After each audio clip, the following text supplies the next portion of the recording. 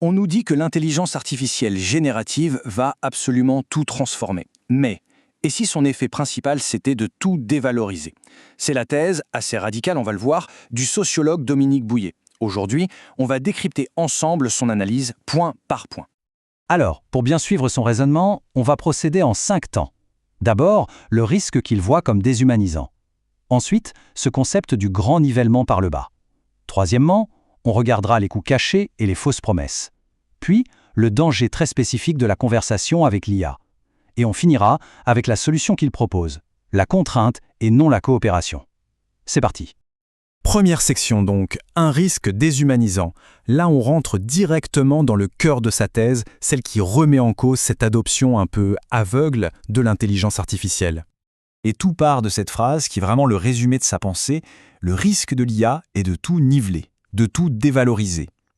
L'idée centrale, c'est que loin de nous enrichir, l'IA générative risquerait en fait de nous appauvrir en rendant tout générique et finalement interchangeable.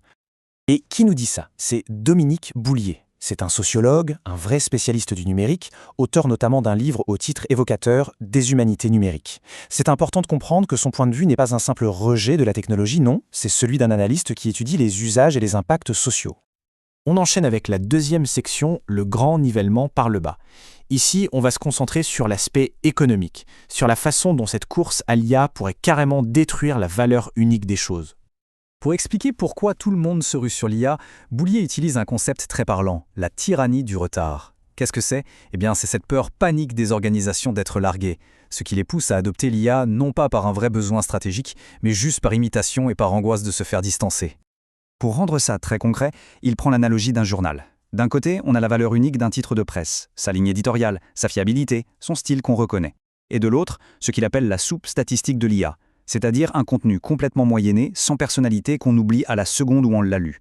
Le contraste est saisissant, l'unique face au générique. Et la conclusion de ça, c'est qu'on assisterait à une sorte de nivellement organisé par les vendeurs d'IA eux-mêmes. Les organisations, prises dans cette peur du retard, risquent de sacrifier ce qui fait leur spécificité, leur valeur intrinsèque, sans même s'en rendre compte. Troisième partie, les coûts cachés et les fausses promesses.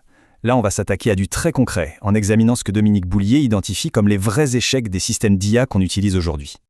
Au fond de cette critique, il y a cette idée de technosolutionnisme. C'est quoi ce mot un peu compliqué? C'est la logique qui consiste à dire on a un problème, souvent créé par la technologie, comme la surcharge d'informations, eh bien la solution c'est encore plus de technologie. L'IA est présentée comme la solution miracle alors qu'elle ne fait qu'amplifier le chaos. Et sur le terrain, les défaillances sont nombreuses selon lui. Ces systèmes produisent des erreurs, des fausses informations.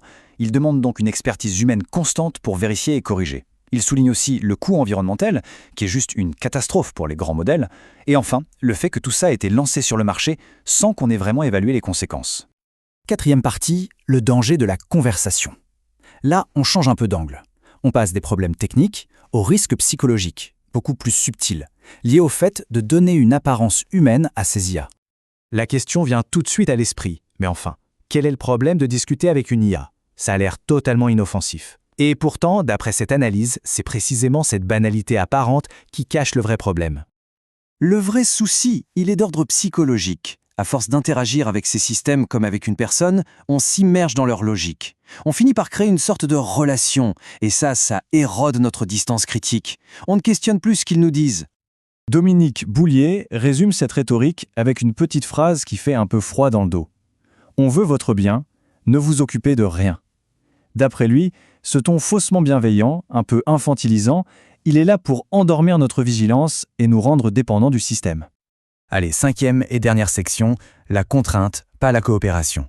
Après avoir posé le diagnostic, l'analyse propose des pistes. Et son approche est claire. Il faut arrêter de demander gentiment et commencer à imposer des règles.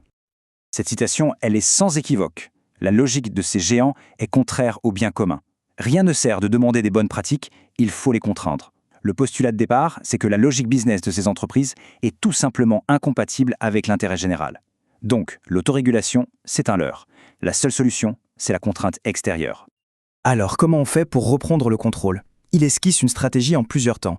D'abord, imposer de vraies contraintes, pas juste demander des bonnes pratiques. Mobiliser aussi la pression financière. Obtenir l'adhésion du public pour soutenir des régulations fortes. Créer des alliances, notamment avec les entreprises traditionnelles qui subissent aussi. Et enfin, et c'est peut-être le plus important, voir ça comme une lutte politique contre les quelques acteurs qui possèdent ces systèmes. On termine donc ce décryptage sur une question fondamentale.